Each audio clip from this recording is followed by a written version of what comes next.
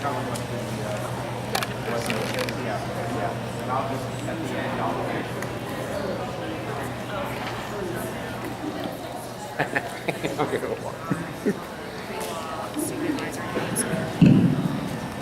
Good afternoon.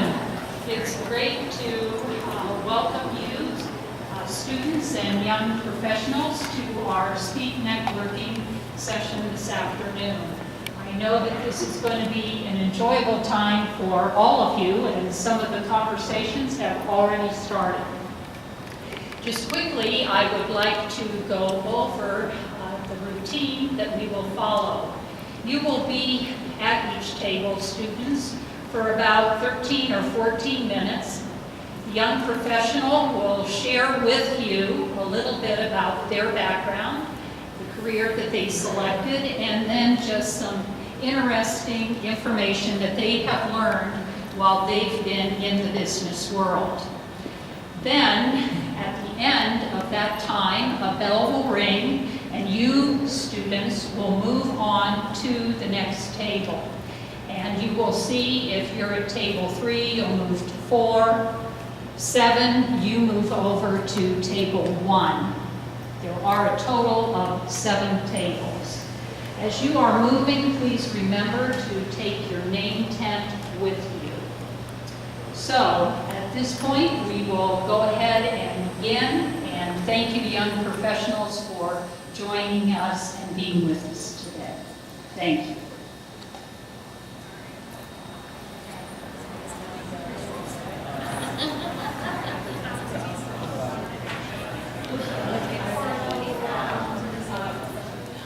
Hello, Marcia. I'm putting you on the spot with this, but what do you hope the kids to get out of this speed networking? Well, our purpose is really to expose them to as many careers as possible, to also give them the opportunity to interact with young professionals that can be maybe 5 or 6 years older than what they are, that have only been in the education or business world for a couple of years, and so they know what the benefits and challenges are, and really just to open our students' eyes to what is available right here in Stark County. Okay. And if you can, right off the top of your head, how many different fields are here, or could you point out some of the fields that are here from these young professionals? Well, we have people from the business world, and they could be in marketing, accounting.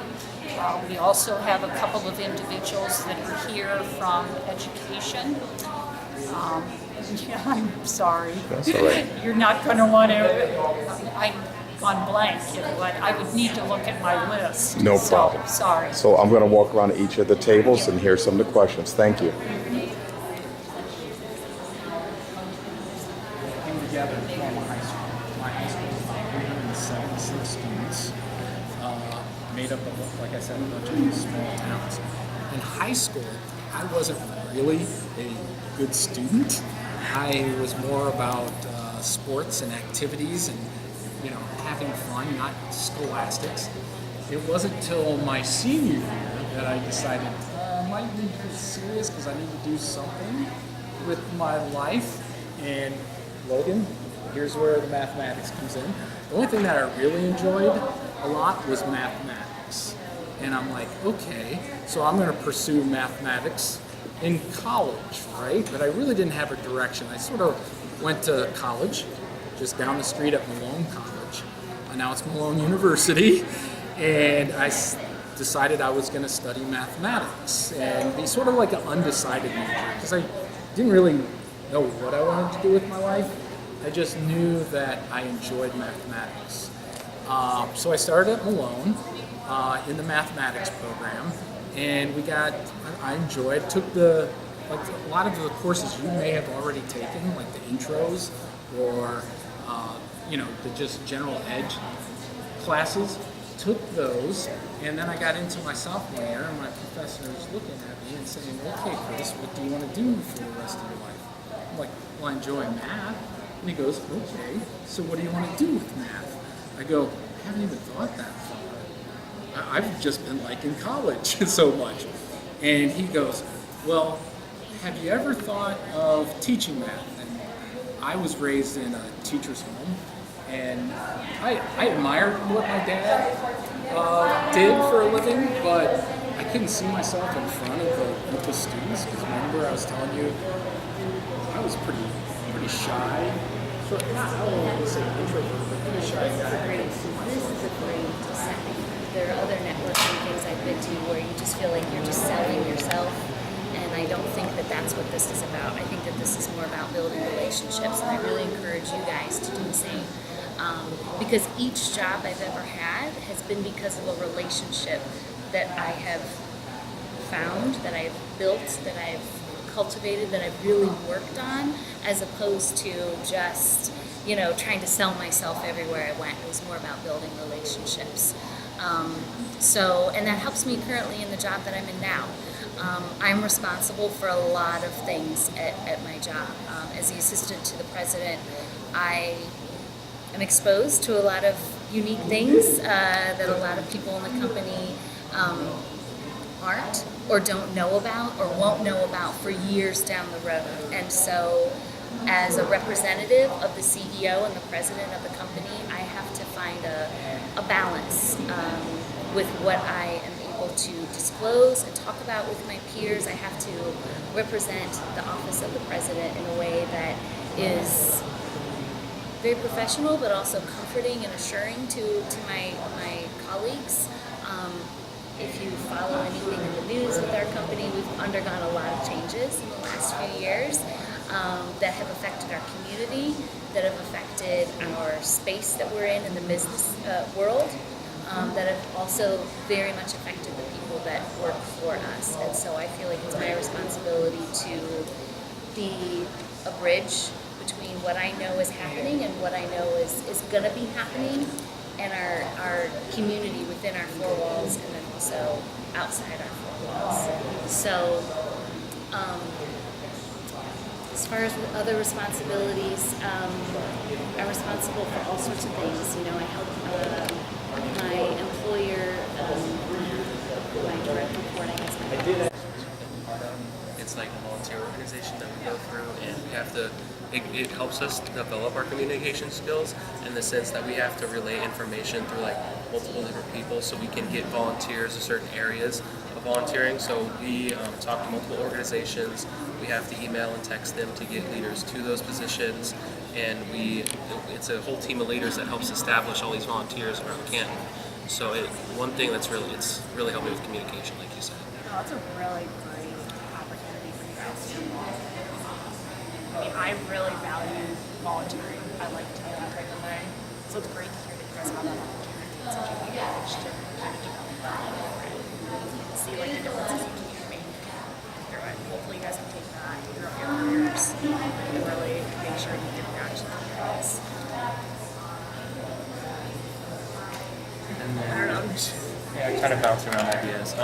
Also, in a sense that I'm a little bit just started as a junior student council president for Tippin Early College. All right, nice. So that's one thing that we recently pursued, and I haven't delved into it much yet, but I've been trying to like ask around people and see what kind of changes we want to make. So that's one thing. That's a really important thing, is getting to know your audience. Kind of getting to know what they need to see, what they want to see, and try to make it happen. See what you can do, dive into it, find out what type of problems you might see in it, and do what you can. But be realistic about it too, because I know some people dive into it and be like, I can make all of these changes at once. No, change is kind of something that you have to do in a process. Right. You got to make sure you have the support behind you for it to work.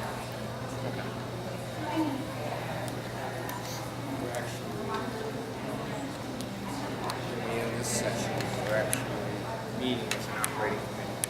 We have a subgroup that's working on communications. We've kind of dabbled in sessions with the students on communications, mostly how to write proper email. Oh yeah. greetings, that kind of thing. But we're going to get into it a little bit more because the most certain way would be speech and debate, but that takes a lot. These students are already cramming 6 years into 4, and then to add speech and debate on top, especially if they have other things they want to do like band or whatever, is a lot. So we're going to try to figure out how do we provide some seminar training and development on communications. Networking, that's another key one. When they do get, even in college and the job market, how to network properly, interviewing skills, all of those communications skills we're going to get into. Yeah, no, that's really great. One of the best classes I had for kind of public speaking was speech. So instead of doing speech and debate, it was just kind of like a speech class. Right. You'd have like different days where she'd focus on different types of communication. One of the best ones I think she did was she had us go up and just pull from a hat. Here's your topic. Start talking about it. But the second you say and kind of stop, she hits the timer. And they wanted to see how long you can go, just talking about something without kind of hitting those filler words. And that kind of really helped me think about how I communicate, how I articulate myself. Because I can honestly say, I do not enjoy public speaking in the slightest. But it's going to be pushing yourself to be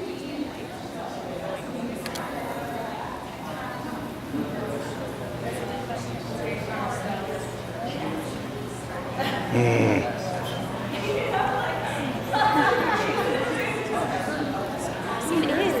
is stressful to try and make those decisions so young in life.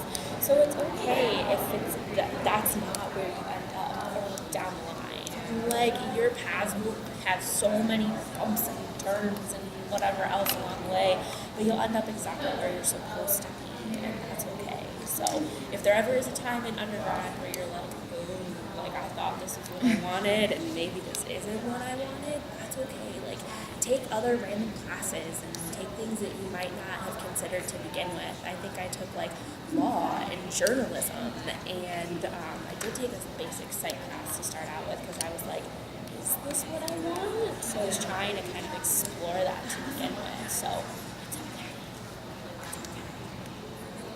Any other questions or?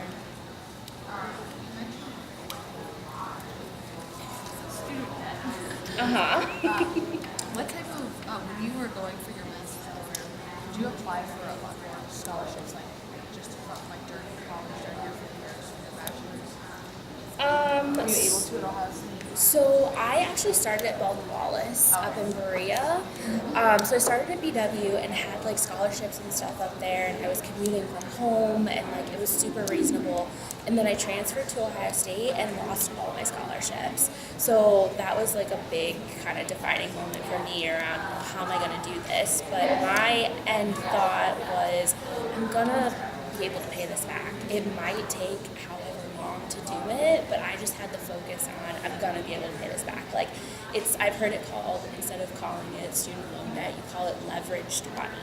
So instead of saying that you're in debt, you say I'm leveraging this money for future opportunities to make myself better down the road.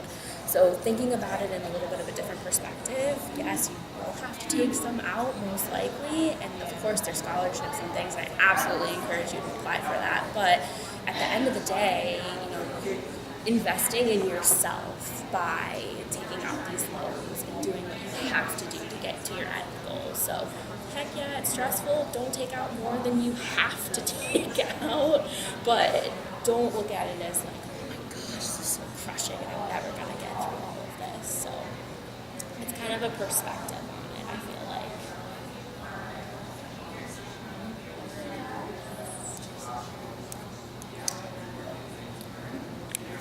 I know these are always so awkward. You're like, have you? Yes.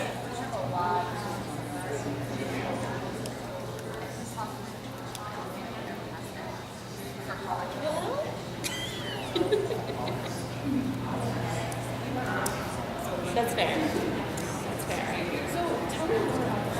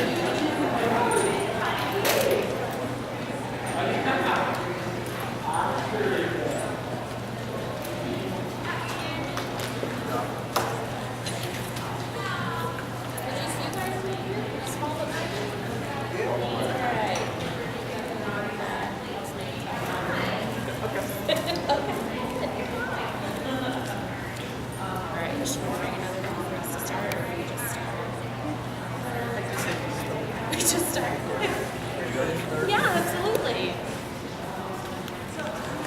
All right. Well, let's start. I'll tell you a little bit about my background, and then I'll have you guys kind of go around and tell me a little bit about you, what you want to go into, what you want to do, and then any questions. So,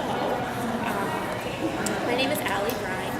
I work in human resources at Marathon Petroleum. So I'm at the refinery off of 30. So if you see the fire up there, that's us. So my background, I did my undergrad at Ohio State University. So I have you fellow. We don't need to talk about this. So, but I did my undergrad at OSU. I did my undergrad in psychology. So the reason I chose psychology was I had to take a semester and I had some severe time experiences in school that were bad for us. I had to immediately figure out my entire life that I had planned for the past 2 years and see what that was going to look like now. So I really didn't take it as seriously as I should have. And high school was kind of rocky for me as well. I actually did not graduate. I had to go to summer school to get my diploma. And then I was like, all right, well, this is a chance to turn it all around. So I got into Akron. I was doing really well in my dance classes. And then fall semester hit. Sorry, guys. Unfortunately, suffered a car accident. They gave me forgiveness my freshman semester to give me a chance to kind of rebound and do things differently. It did not happen that way because I did not take failure gracefully and take it as an opportunity to learn about myself and what other things I was good at, and try to rekindle that passion for education and finding what my career path was going to be. So they kicked me out of Akron too. Yeah, I know, right? So I had to move home, full-time job. Mom was not happy. She worked 3 jobs to save up for my first year of college so I wouldn't have to pay for it, so that did not go over very well. So she told me I had to get a full-time job. I had to pay all my bills. She was more than happy to let me live there, but she was like, you know, I'm going to give you a dose of the real world, and hopefully that'll push you into college or whatever career path is going to be the best fit for you. So moved home. I worked midnights as a 19-year-old. Midnights, customer service on the phone. So basically all my friends were going to football games and classes and having this amazing experience on college campuses, and I was answering the phones from 4 p.m. to midnight, and I did not have a weekend. So I worked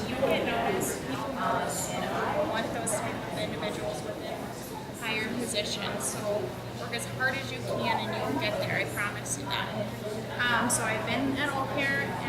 I'm in charge of what is called the NCQA accreditation.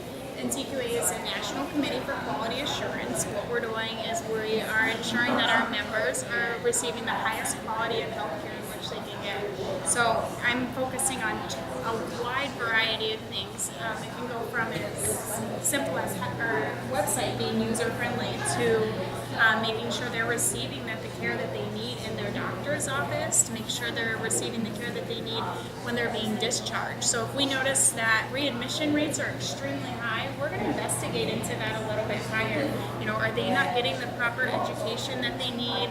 Are we missing like a halfway between? So do they need to go to maybe a nursing home instead of going straight home?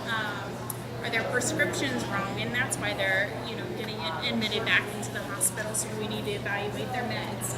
Maybe they need a nurse within there. There's a vast variety of things to look at. We also monitor too within our department whether or not people are getting the type of services that they need. So individuals around your age are basically going to be monitoring, have you had your well checkup visits? As you get older, there's obviously a lot more screenings in which you need. Obviously, different screening than men, but we make sure people are having postpartum visits. So if we are getting the claims in from you guys, and if I notice, hey, Diana, you haven't had your well check visit for this year, I'm going to have to pick up the phone, give you a call, and say, hey, Diana, I noticed that I don't have a claim for you for this year for a well check visit. Are you willing to go in this year and contact your provider and see if there's a time that they can get you in so you can have those visits? So those numbers too directly impact perceived, our quality in which we are perceived as well. So we're constantly working, you know, day to day on different things. My job never ever is the same from one day to the next. So it's crazy.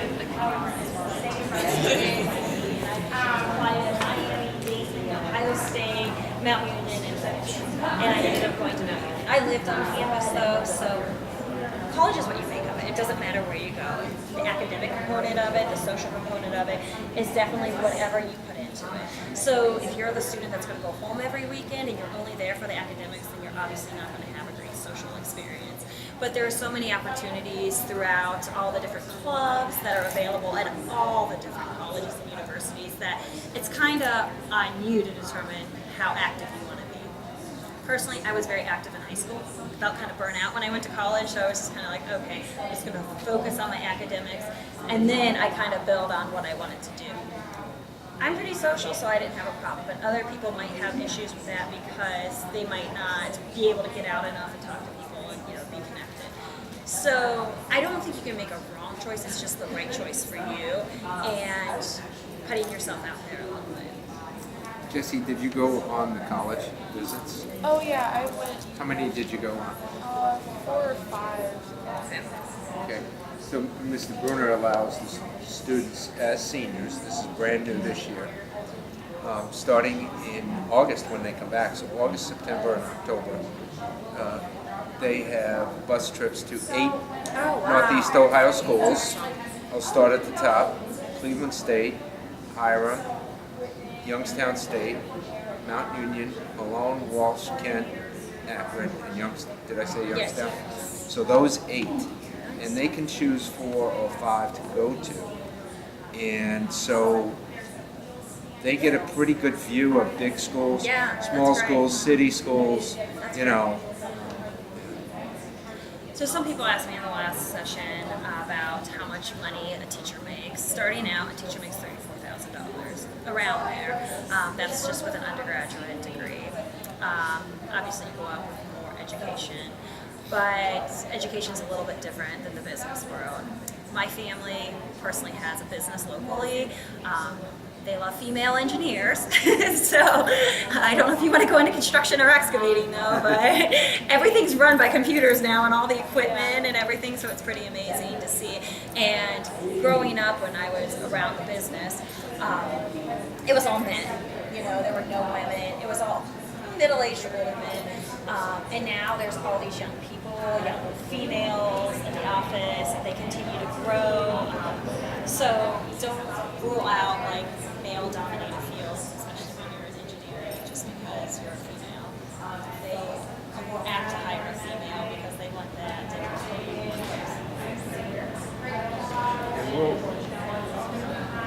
But I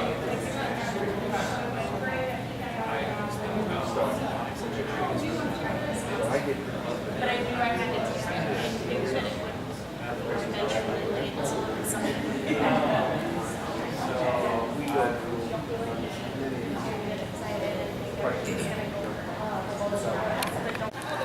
What's happening today, Mr.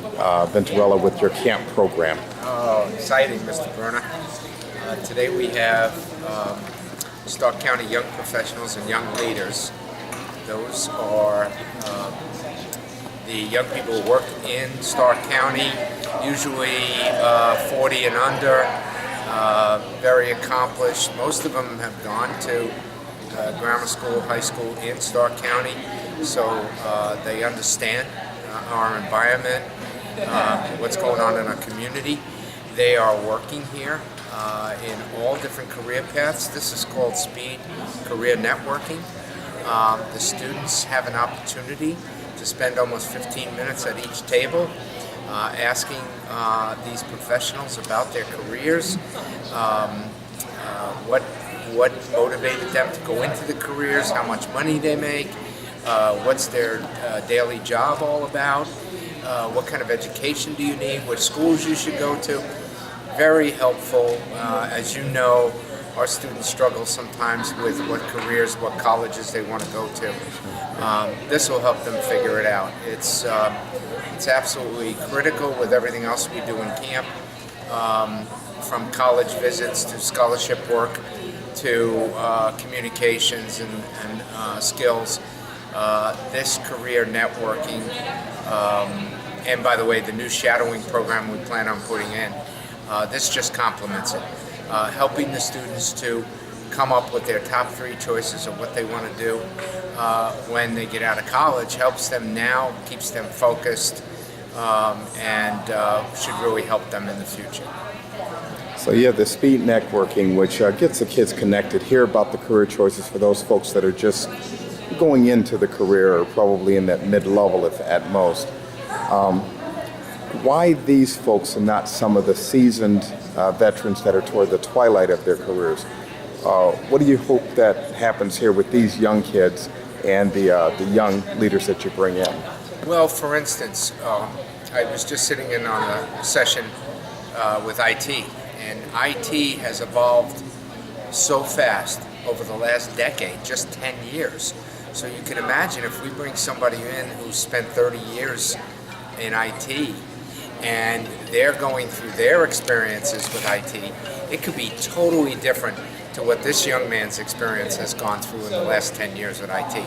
So it gets them closer, I think, to what's going on more today. I'm of the older generation, so I do sometimes when I'm up there talking about my experiences, they are not relative to what's going on today. Most of it is, but many of them are not. And I think having the young professionals, I also think they have a better connection with the kids when they're talking to them. So that's why we chose to go this route. And they're all, these young professionals and young leaders are all enthusiastic about helping these kids. So. Is there, and this is a final thing, is there anything that you would hope would happen, and you've touched on it, with our young early college, high school students that are in camp and these young professionals that come in? Is there anything that we're hoping would happen from this? Yeah, it seems a couple of things. Number one, it seems the young professionals, when we've done this before, have stayed connected to the camp program. So we have them helping out now doing our profiles and resumes. They are also helping with our college liaisons. So we have about 7 young leaders and young professionals doing that. We'll probably get a few more out of here that will help us out with these students.